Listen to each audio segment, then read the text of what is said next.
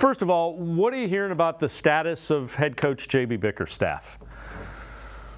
It's something, Dave, that the Cavs are going to continue to evaluate. They're going to look at the good and the bad. They're going to look at the entire season. They're going to look at his entire tenure, and then they're going to ask themselves, is there a candidate out there that would allow us to take the next step as an organization? And I think that's what it's about when it comes to this team. That's why it's so delicate this offseason. That's why it's so important this offseason. This wasn't a championship or bust year. It wasn't Boston. It wasn't Milwaukee. The expectations weren't the same as Denver, but they're heading into a position with this franchise where they've got to try and figure out, what are we going to do? What can we do to keep Donovan Mitchell and show him that this is the place where he needs to be? This is where he should be for the next 3 to 5 years, so that we can try and take the next step as an organization. They went to the play-in tournament a couple of years ago. Then they advanced from there to the playoffs, lost in the first round of the playoffs, advanced to the playoffs again this year, got out of the first round, got to the Eastern Conference semifinals, one of 8 teams in the NBA to be playing in the conference semifinals.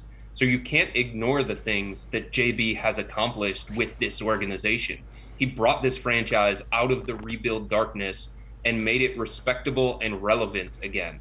Back-to-back playoff series appearances. The first playoff series win without LeBron James in more than 30 years.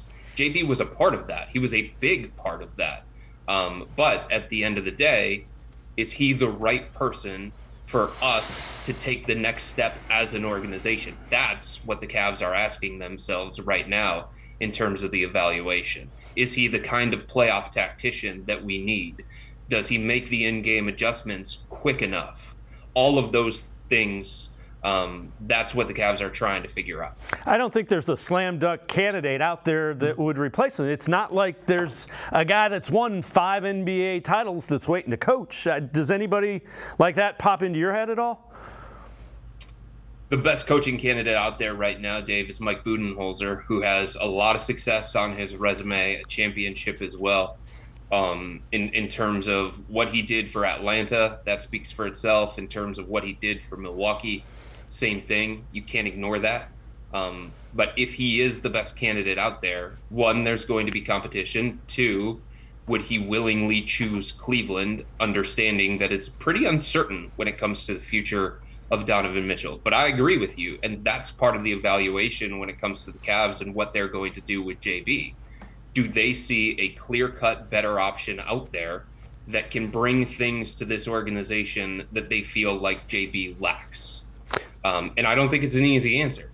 You can't sit here and say, well, JJ Redick does, or we're going to fire JB Bickerstaff for James Borrego or unproven Sam Cassell.